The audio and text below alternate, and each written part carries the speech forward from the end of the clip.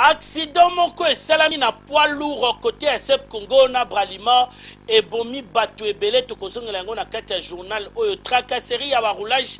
na boulevard du 30 juin eleki surtout côté à Kinmarkt avec un petit pays d'origine na kati ya journal boko vivre sortie officielle ya association ya basi ya basoda na ba policier Kinshasa mbote na bino weekend ela mobisika nyonso boziton ya kolanda biso tozene sengo ya kokutana na bino lisusu pona mokolo ya lelo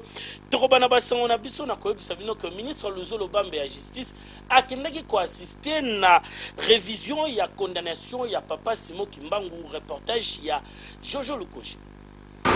Na ordre ya mokonzi ya mboka Joseph Kabila Kabange boyeba ke procès ya révision ya condamnation ya papa Simo Kimbangu chef spirituel ya église kimbangiste esi efungwamaki ezalaki na présence ya ministre ya justice pe droits humains pe ya vice-gouverneur ya Bas Congo Deon Kusu nte bazalaki kosamba na suka ya procès ba juge ya papa Simo Kimbangu elongo na bandeko oyo bazalaki wana bazangaki maloba te. Pona nini tosengi révision ya procès na yango tobimisi ba pièces tobimisi ba éléments oyo ezolakisa que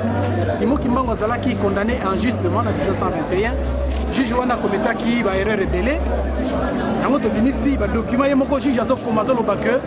Simo Kimbangu asalaki infraction te mais ndenge nini ayaki condamné par après ezali likambo ke bakondamnaki une grande personnalité une grande autorité spirituelle lokola ye epa na biso tobengi nzambe bakondamnaki moto wana injustement yango na lelo toye tobimisa ye na condamnation wana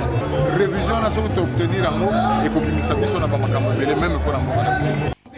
Na kati ya procès oyo bakimbangiste bazali kozela kaka bakatela papa Simo Kimbangu likambu lokola ye akufaka na kati ya prison pona bango leta azali nanu kaka prisonnier yango wana soki bakati yango bakimbangiste bakosepela match eza nanu ya prolongation.